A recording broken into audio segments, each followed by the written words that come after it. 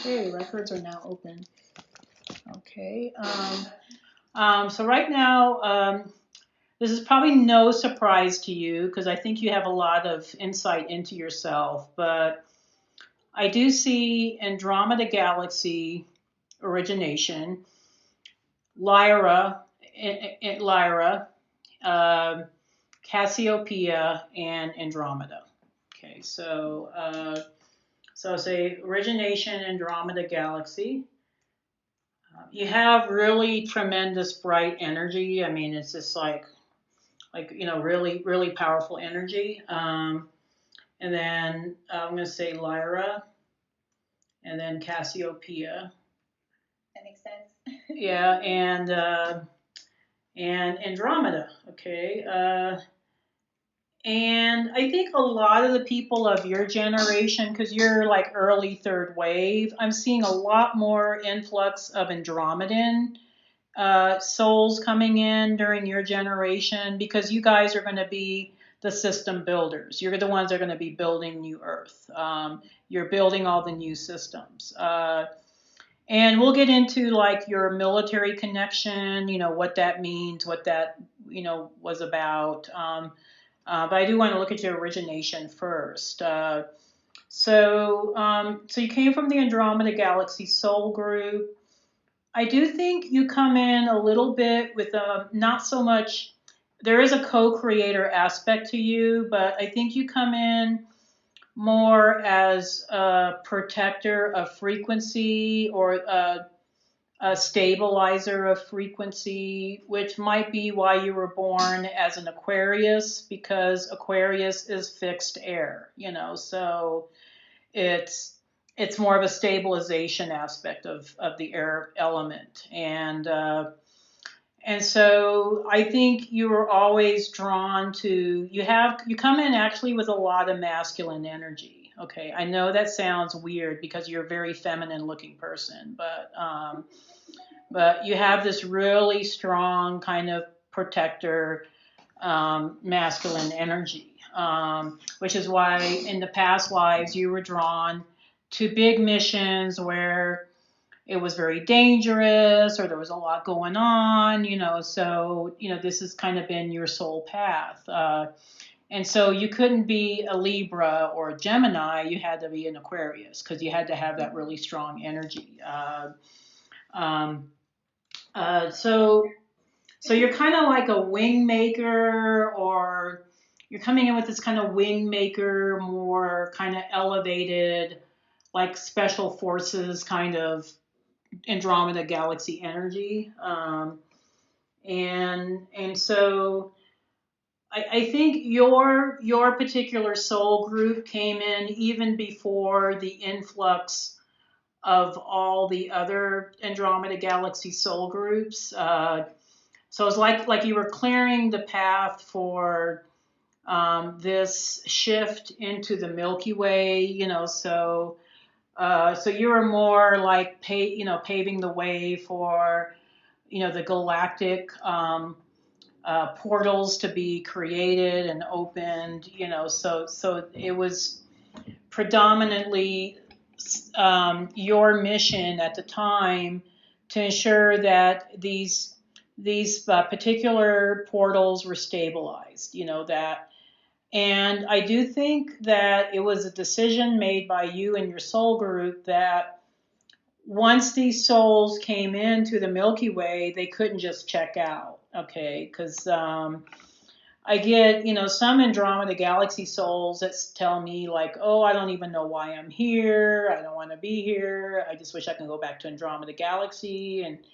And I said, well, you made a choice to be here, so I guess it was this assurance that, once you check into the Milky Way, you have to see it through to its fruition. You can't just check in and check out and, go back and forth, at whim. So for that reason, I would say the majority of folks that are part of the Andromeda Galaxy group are very dedicated to the mission. Otherwise, they wouldn't be here, so... Now, a lot of you do carry very elemental energy, so when your previous reader said that, oh, you present yourself as a fairy, she was right, and I don't think that was your only iteration. I think you had many different iterations or of incarnations, uh, but the fairy energy makes a lot of sense with your incarnations in Lyra. Okay. Yeah, most of the Andromeda galaxy folks were either avians, they incarnated as avians, or as elementals. And you carry more of the elemental. You might have had incarnations as avian, I don't know, but I'm seeing more of the elemental. I don't see so much the feline aspect, at least not there. Okay. I do see that mainly what you were doing. Okay, so you weren't even just taking care of the environment. That's what most of the elementals did. You were taking care of the atmosphere. So you were ensuring that the planets thrived on a much bigger planetary level. So it wasn't just, oh, you're cavorting amongst the trees and the little animals and all that stuff. Although I mean that was fun. Don't get me wrong. It was it was equally important. But what I'm seeing is that you actually haven't. I don't know why I'm seeing this because you haven't mentioned this at all, but I do see a connection with dragons from the Draco system. Okay. Really? Oh, okay. Thank you for saying that. Yeah. Go ahead. Go ahead. No, I mean, it was just something that popped in. I was like, okay, I guess it's popping in for a reason, but I think when you were doing these atmospheric stabilization processes, you called in the assistance from the dragons. So you're not like of dragon lineage or anything like that. I get people that think that. It's like you interacted with them a lot because they were ancient beings and, they had knowledge beyond even what you had as an Andromeda galaxy soul, which was significant, don't get me wrong, but these beings were billions and billions of years old. And I think during the Lyran Wars, you actually asked the dragons to protect some of the ships that were leaving the system. Yeah. This makes so much sense, Demi. I'm like so happy that you're. Yes, thank you. Yeah, no, and this is part of, I think, your protector energy. Like you have this kind of, even though you're female, you have this warrior protector energy. It's like you're very aligned with Archangel Michael, with maybe the more masculine archangels that are more protector energies. I think Uriel kind of comes to mind. It's like you're more aligned with those soul groups than with oh yeah, I'm aligned with I don't know, Gabriel or something. I don't know, just or Zadkiel or it was just more of that overall protector energy. Like during the wars, I don't think you were, because of the type of work you did, you weren't as directly physically affected by the wars, but you were aware of them. You were trying to help, from your vantage point, which was in the atmospheric realm. So my guess is you probably had like a physical form, but it was very crystalline, and you were able to fly, you were able to move around very quickly, you were able to teleport yourself to different locations, and so movement is a really big thing for you, and freedom of movement especially. If I think you're probably someone that gets prone to claustrophobia, or you can't be in really stuffy spaces or spaces that are too closed in, because it doesn't feel, it just feels very confining for you. You like to have that movement and freedom. And so you're more the type of person that might like to exercise or work out more outdoors rather than in a gym, or in some, closed in location. if at all possible. Sometimes in the winter we don't have any choice. We have to work out indoors. But so because you saw the catastrophe that happened in Lyra, you felt this. I think you noticed that a lot of folks from from Avion, which I think was a planet you were assigned to, were heading towards Andromeda. And so your interest as this frequency stabilizer was to create a way station on the way to Andromeda. And so you picked Cassiopeia along with, I think it was you and a group of other beings that did this. And so you were still at the time in your elemental form, but then because Cassiopeia had a different frequency, you had to kind of shapeshift into a different type of form that was going to seem familiar to the Lyrans. So you chose to take on this feline form, but it was very kind of ethereal feline. It wasn't like the lion beings of Lyra kind of feline. And so you took on this feline form that was going to seem familiar to the Lyrans, was going to be, welcoming to them, because they were traumatized, so you didn't want to present yourself as, a lizard or something, after they've gone through all that. And so I kind of get with you that you help set up the external environment, but you didn't specifically work on the healing stations. I think there was other groups that were doing that.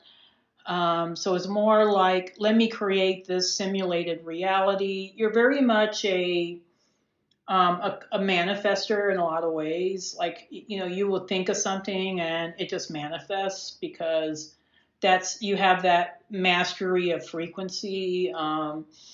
And so you were, creating this simulated reality that was Cassiopeia. And then there was other members of the elemental groups that were coming in and setting up the healing stations, so, but you didn't have direct involvement with that. From there, I do think you actually encountered Brandon. Brandon was a starship pilot commander that was piloting one of the ships that was evacuating people from Avion. And again, it was this kind of like ethereal connection. I don't think you two got together physically until Orion. I think you guys did some missions together in Orion. But you recognized him, and you were just like, and he was really beaten up. The ship was really beaten up. It was a long journey from Lyra to Cassiopeia, and I think he was just thankful to see this friendly being that was, so willing to help, and I think that's what you do for him. You kind of provide sanctuary for him, and I think that's still within your connection with him. It's just like you provide sanctuary for each other, actually. But he actually feels, I think, very much at peace. He feels very much supported when he's in your presence. And so he was just so happy to see, this ethereal being that, even though you were in cat form, or humanoid cat form, I should say, but he was just very grateful, to have you as a friend,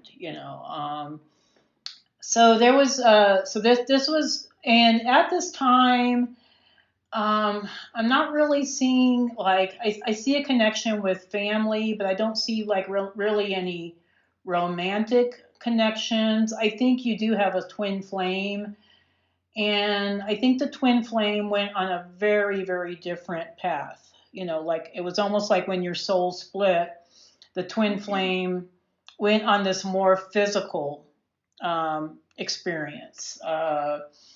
I'm wondering if Brandon might be the twin flame. I don't know. I don't know if he is or not. Yeah, I've been wondering because, after he passed away, it took me a while to be in a relationship, and I am in one now, and my heart's been very, my ego has been very confused about, do I have one? I know Pleiadians can have more than one. Mm-hmm. Yeah, I think there's one twin flame, but then there's also, very close soulmates, so maybe Brandon was the twin flame and the person you're with now is a very, very close soulmate that might present in a twin flame template, but is not, technically the twin flame. And he was also military. Yeah. He was a pilot. Oh, wow. That must have been heartbreaking to lose somebody that was, and you lost him overseas or? Yeah, he was in Afghanistan. Yeah. Yeah, I'm so sorry to hear that. What I'm picking up with him is that I do think he's the twin flame, but I pick up that he had very physical, humanoid experiences. And he's very much, even in the Lyra, he was very much, he was one of the ones that helped get Lyra to the technological age with the influx of starships so I think that's why he was always drawn to piloting, because he's been doing it for millennia. And so with him, I get more of a Lyra Pleiades energy with him, but a lot of Galactic Federation lifetimes. With you, it's more like this really ethereal, Lyra Andromeda. Yeah. I mean, you both came from Andromeda Galaxy, but he's more second wave, so I do think he's more of a system buster. We can look into why he passed and what the contract was around that a little bit later, because I'm kind of curious about that. But I do get with him that he's kind of like more, I don't know, he also presents very masculine. So it's kind of interesting that you both have this really masculine energy. You might be more the feminine aspect of I don't know, but he's also coming in with a lot of protector energy, but he's just, his lifetimes, it was like you two didn't really get an opportunity to get together until later on in your off-world evolution. And then it was like a instant recognition, like, wow, I know this person, it's like you're looking at myself, That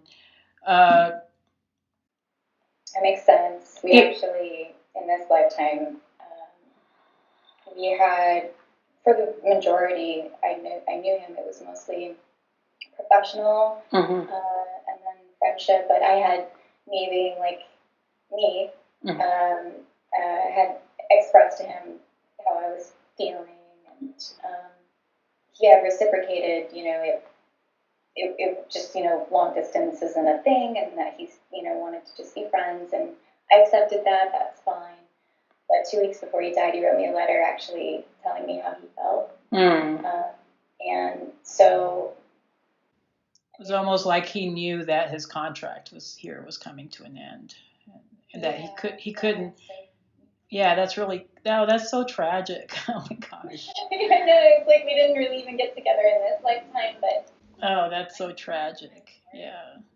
No, it's the same with me and my twin flame. I really could never really get together with him, and I reconnected with him 2 years ago. I mean, I hadn't seen him in 37 years, and he was very receptive. I mean, but he was married, and so it's like, I'm not going to break up somebody's marriage, and then. But in the 3D world, it just can't be sustained, Yeah, it's just, yeah. No. I was doing I've been having some insane dreams lately. Lots of intimate previous relationships presenting themselves in the astral realm. Mm-hmm. I've kind of learned in my journey that, yes, here in the physical, it's very limited. There are rules. We have to, Follow certain rules, and so it just hurt on somebody. yeah. Actually, you have way less control over that. Oh yeah, totally, yeah. And it was the same with me and this individual. It's just kind of like, well, but I felt blessed that for 2 years, we were like pen pals. We were writing each other all the time, and it was very long distance. He's in Canada, I'm here, but it was very difficult, and it was almost like there was like some sort of karmic situation that was being resolved, through this connection, and that was the extent of it. It was never meant to be like a long-term, romantic situation. And and once I was able to accept that, it made it easier. And I think with Brandon, I kind of get with him that. Um, his lineage it starts off very similar to yours, but then you guys went like on this trajectory apart from each other. And so his experiences are a lot more physical than yours. They're a little bit more down to earth, or more tactile. Maybe that's the word I'm looking for. Because your souls wanted to have these very different experiences, but at least you had the opportunity to reconnect with him in this life. And I know it doesn't bring much comfort, but you were able to hear, on some level how he really felt about you. So it probably felt at least somewhat gratifying to know that he was reciprocating your feelings. So yeah, it was a huge relief, because in my heart, like, I knew. Yeah. I knew. Yeah, no. I mean, pilot, and I'm Air Force pilot. Yeah, girl, I'd be all over that too. I don't know. I mean, handsome, accomplished, a little bit older, a little bit wiser. Yeah, I'd be all over that. But yeah, he was a really special soul. It's kind of like, I think he came in knowing that his time here was going to be very limited. And so it always kind of felt like to him, like he didn't have any time for anything. And I get, there was something that he was doing in Afghanistan that was not just helping the United States, it was actually helping the entire planet. It was like his presence there, his, whatever it was that he was doing was to protect the integrity of the way things were going to play out on the planet. And I think he came in on some level knowing that his mission was very, very specific. It wasn't meant to be long term. And I do get that he's back with the Galactic Federation. So his higher self, he's, back with his Andromedan Pleiadian family with the Galactic Federation, and he's okay. He's doing okay. He still kind of acts as your guide, if you need him to step in. But yeah, what happened with him was, I think, kind of contracted to a certain extent. I think he knew that. He couldn't be here long term because I think it would have made things very complicated. I don't think I would have been on the mission I'm on now. Yeah, I think it would have maybe distracted you from your mission. I think on some level he knew that, and also he had to report back to the higher, galactic, command, so yeah, he's a very special soul. I don't know. It was like almost like he was too good for planet Earth. And your guides just told me that, so I'm just like, yeah, your guides are on it. Yeah, there was like, oh, he was just so good. He was just like, he was like the one of the knights, from the round table. Like he had that kind of level of ethics or level of I don't know, integrity or chivalry about him. That he was like not kind of like somebody that probably would have fit in more with the old knights, rather than this day and age, where men just kind of use women, or they're just kind of so he always had like some level of integrity about him. Actually also a connection with the King Arthurian um, uh, culture. I think you had an incarnation there as a knight. And I think you actually ended up going to the Crusades and getting killed. And um, it was something that you had very mixed feelings about, because you knew it was all bullshit. You knew it was just religious bullshit. But because you have this really strong sense of honor, you couldn't really say no. You had to, because it was like a big family thing, and you had like all these connections with all these other families, and it was kind of like, oh, I can't say no to this, and you knew you were going to your death. You knew that you would die there.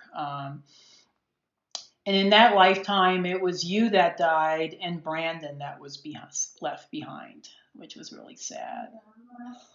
Wow, that was really sad.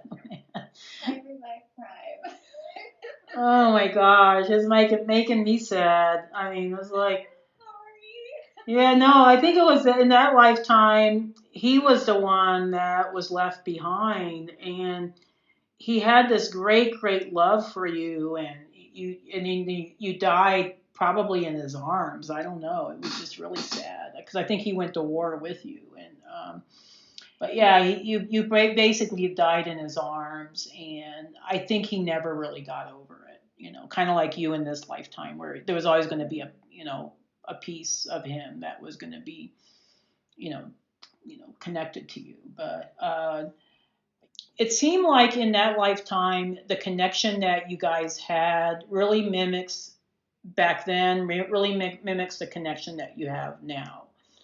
Um, Whereas it could never come to fruition. It could never really. There was no consummation of the relationship.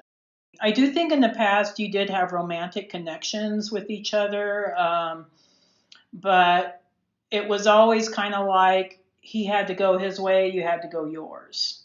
It was, yeah, it was this kind of. But I mean, he would have been a beautiful partner for you. I mean, I do see that. He would have been chivalrous and supportive, and just a really stand-up kind of person. But sometimes, when we can't be with our twins, our soul, we do have other soul contracts with other individuals, and sometimes those soul mates will step in, kind of to take the place of that person.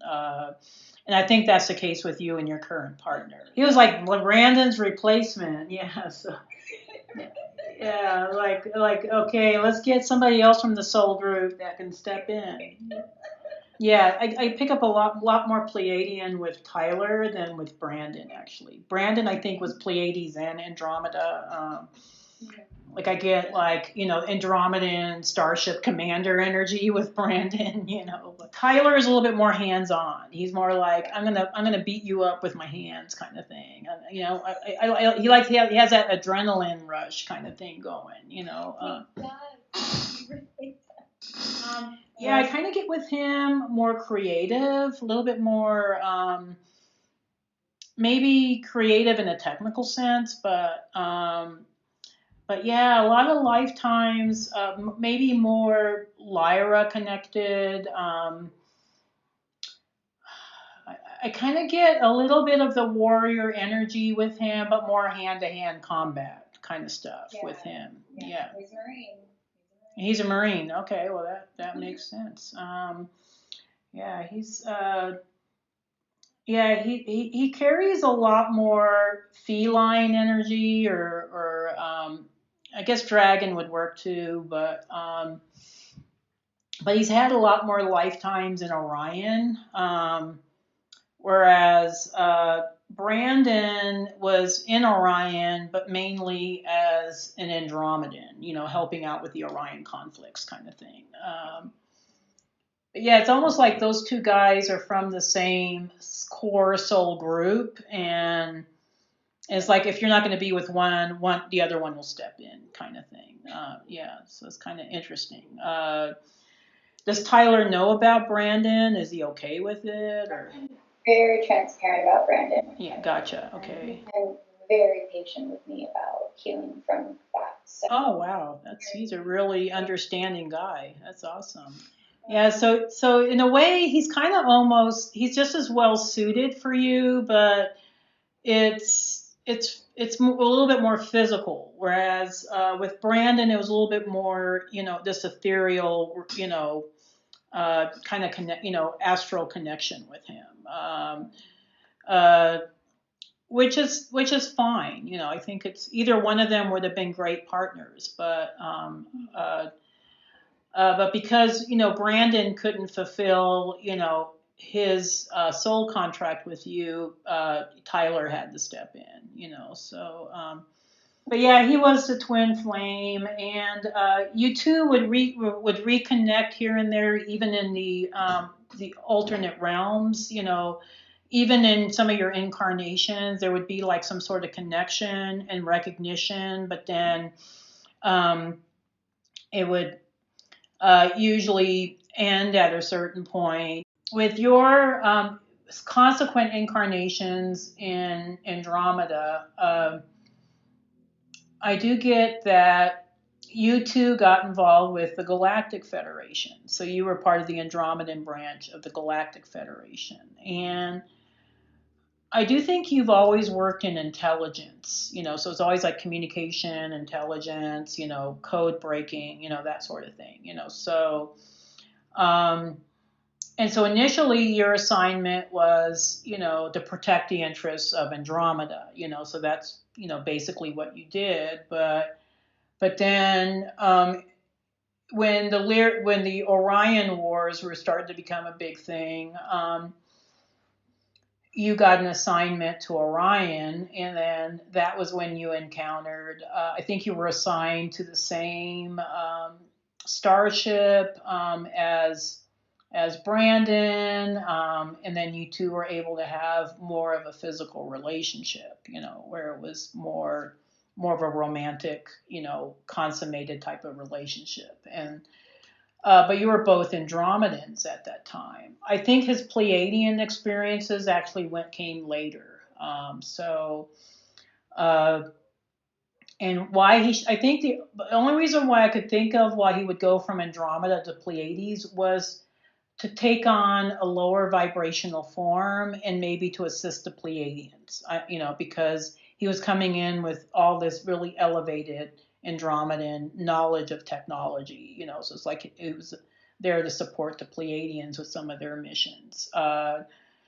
With the two of you in Orion, you did a lot of spy work in Orion. That's where your shapeshifter energy comes in, where a lot of times you would make yourself look like a Draconian, or it was kind of cool. It was kind of like you would like merge yourself into like a Draconian, I don't know, base, or and you would just look like one of them, and you were able to sustain it for quite a while. Where, I mean, eventually you would have to revert back to your old form, or your actual form, but you were able to sustain it for a while, and you were so good at it, they didn't detect it. They didn't detect it at all.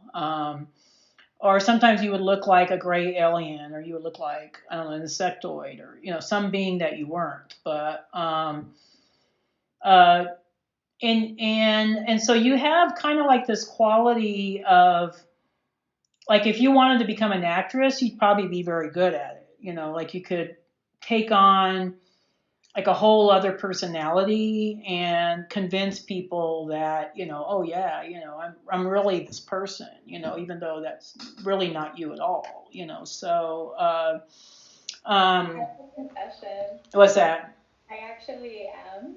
That doesn't surprise me at all, actually, because I don't know. Your guys kept telling me, "Oh, she's a great actress. She's a great actress." So I was just like, okay, And then you said you came from Hollywood, so I mean that kind of made sense. But And did that also apply to the Trojan War as well? Because I have this connection to the.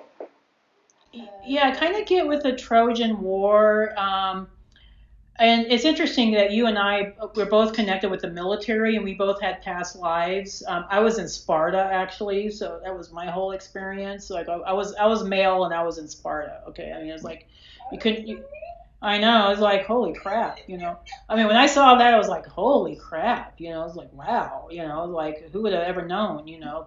Um, and um, and I'm very much not a fighter kind of person in this lifetime. I don't carry that energy, but I could see where, yeah, in the past life, yeah, I was probably pretty ruthless.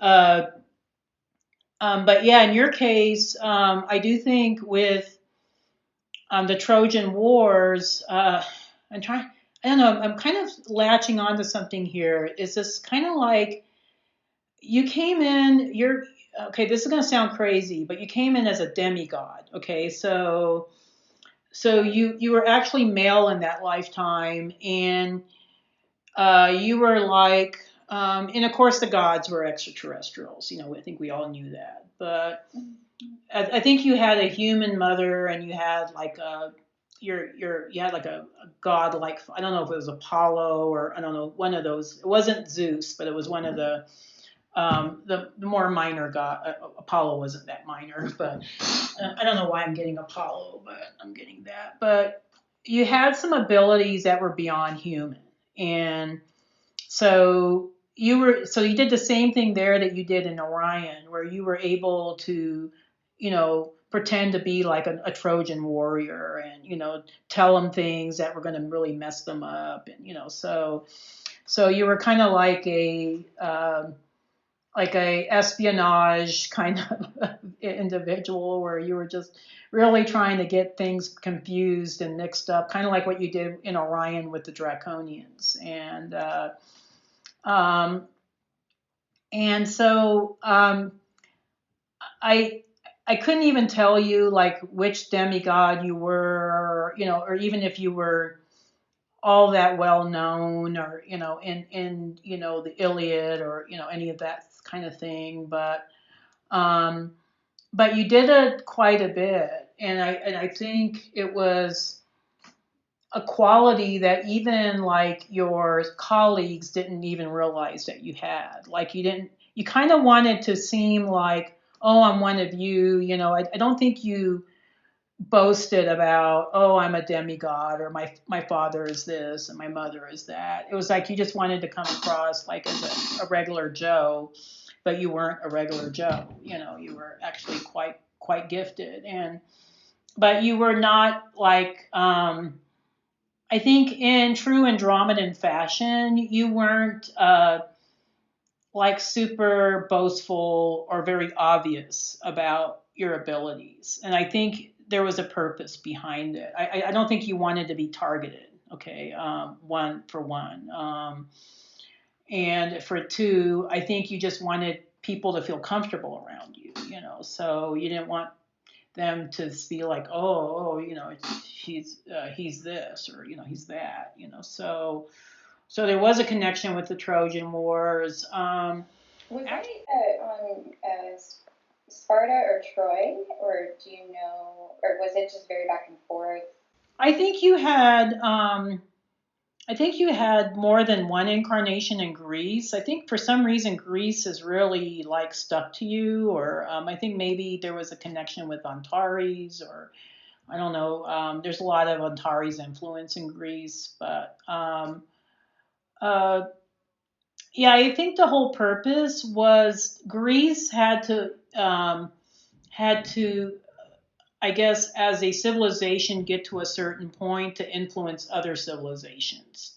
So, and that involved, wars and conquests, I do also see a connection with Alexander the Great. So I don't know if you were like a general in his army, or, maybe one of the, predominant, and in that lifetime, I'm seeing more like West Asia, like really like Turkey, or like a campaign in those areas more so than within mainland Greece or the Balkans.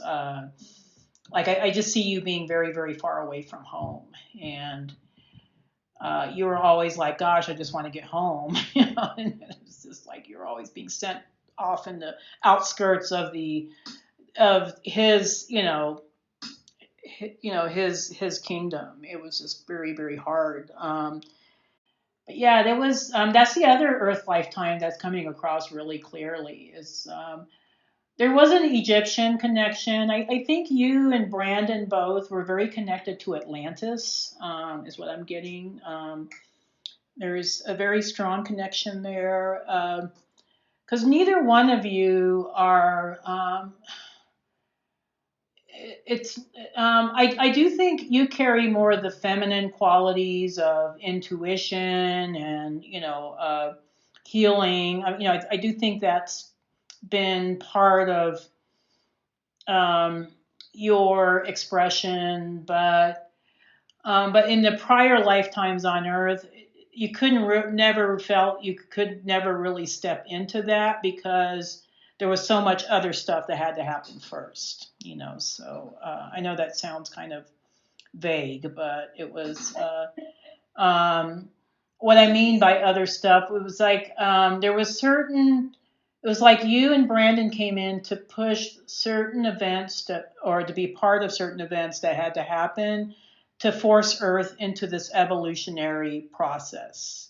And so initially, you never got the opportunity to be a healer, or to be because you felt like Earth wasn't quite ready for the level of healing that you were good at, and so, and you weren't going to settle to be like, a card reader, or, I don't know, or, like a gypsy in a carnival, you weren't going to, or, just a little village healer in some little town in Germany or something, so you weren't going to step into that because that was not your energy, so it was like you had to have these very masculine incarnations in order to get you to where you are today.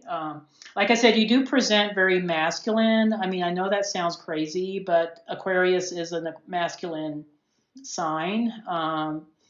And But I've been a male in many lifetimes. yeah, no, and actually I present very masculine too. I've had most of my past lives on Earth were as male, So, and I think it's because in order for us to do the work that we had to do, we had to be male. We could not incarnate as female until the evolution of Earth got to a certain point.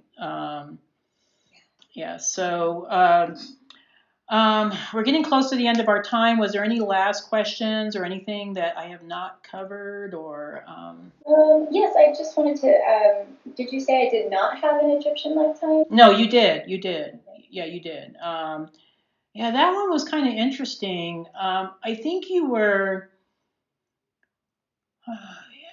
I think you were female, and I think that might have been the only life where you had more of a priestess presence, but it was more like not with Isis, or it was more like with the goddess of the sky, which was Nut or Newt, or however you pronounce her name.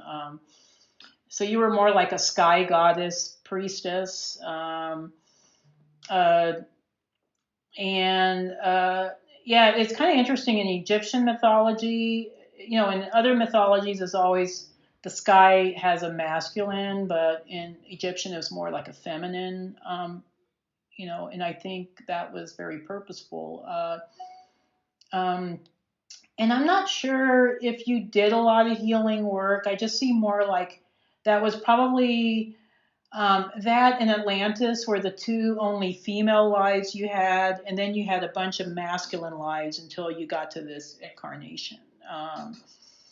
And but yeah, there might have been some connections with Sparta as well. Maybe you and I knew each other in Sparta. I don't know. I mean, you do seem very familiar to me, so maybe that's where our connection is. But and probably Orion as well, because a lot of us were in Orion. A lot of us were there. Yeah, it was. Orion was kind of a converging point because of the wars there. So a lot of us came here to Earth. We're here on Earth because we had prior experiences in Orion. Otherwise we wouldn't have been prepared for Earth. Earth is really hard. It's hard. Yeah. It is hard here. I mean, I thought Orion was hard. I mean, Orion was hard, but Orion people knew what was going on. They were not people on Earth. They're like little mushrooms. They don't know what the heck is happening. They're just like they're on their own little bubbles, or they don't. I think because they're so heavily programmed here. And so. But you and I see through the programming because we've dealt with it in other places. Yeah, so it's just, I was actually an Arcturian there supporting the unification.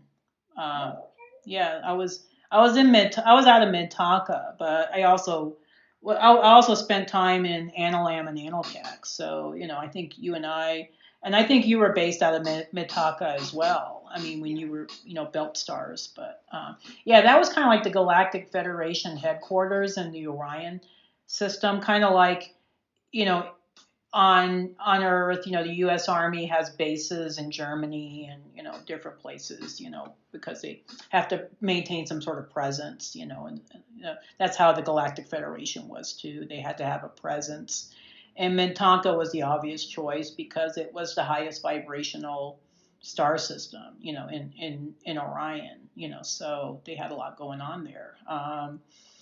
And a lot of us were there. I mean, I was connected with my twin flame in Orion too.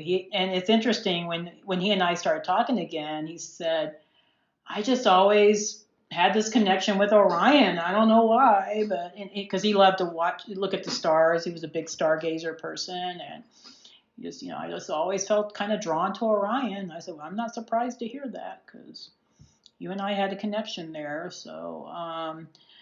Uh, and yeah, like I said, I think you and Brandon were able to be physically together more, on these missions, so it was, more,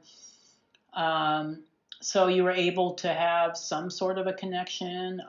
And I do think you two will come together again in a future life. Maybe you'll meet back in Andromeda, because I have a feeling both of you will head back to Andromeda after this life. But he's not in Andromeda. What I'm picking up from the records is that he's still within the solar system, but he's on board one of the Galactic Federation starships. And I think in a way he's kind of relieved. I kind of get a sense that like he had a hard time here on Earth. Like it was, I mean, even though he was quite masterful. I mean, you don't become a pilot if you're not a master at, accomplishments. But I think he was just kind of relieved that it was over. I don't know. I think it was just real hard on him at times. I think it was mostly the integrity thing that he saw so much lack of integrity, on Earth that it was really hard for him. I don't know why your guides are telling me this, but they wanted me to share that. Okay, well, I think we are at the end of our time. Is there any last questions before we wrap up? Or you've inspired so many of us.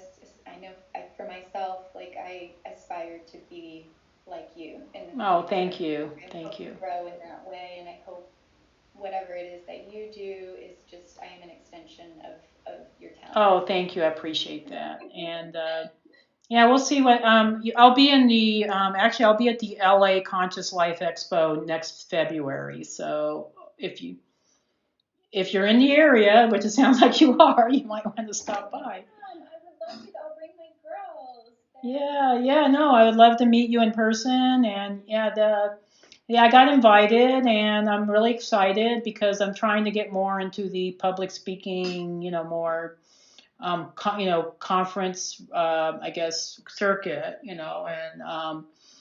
And so I'll be on the Starseed panel, and I'll teach a workshop. So I'll be there. And I'm looking forward to meeting all my California folks, while I'm there. So, and I'd love to meet you in person. So, I would love that as well. Absolutely. Yeah. Yeah. So, thank you. I'm going to do a little closing prayer because we always want to do that to close the records, and then we'll call it a day. Boy, you had an exciting reading. I tell you what, it was really exciting. I don't know. Your path was very unique. I have to say, it was a very unique path. Not my typical starseed path, that's for sure. Anyway, I would like to thank the masters, teachers, and loved ones for their love and compassion. I would like to thank the lords of the Akashic records for their point of view. And I would like to thank the Holy Spirit of Light for all knowledge and healing. The records are not closed, amen. The records are not closed, amen. The records are not closed, amen. Your energy goes with you, and my energy stays with me. Sienna, it was a real pleasure to work with you. You're an amazing soul. You're here on a big mission. I look forward to future connections with you. I think it's going to happen. So.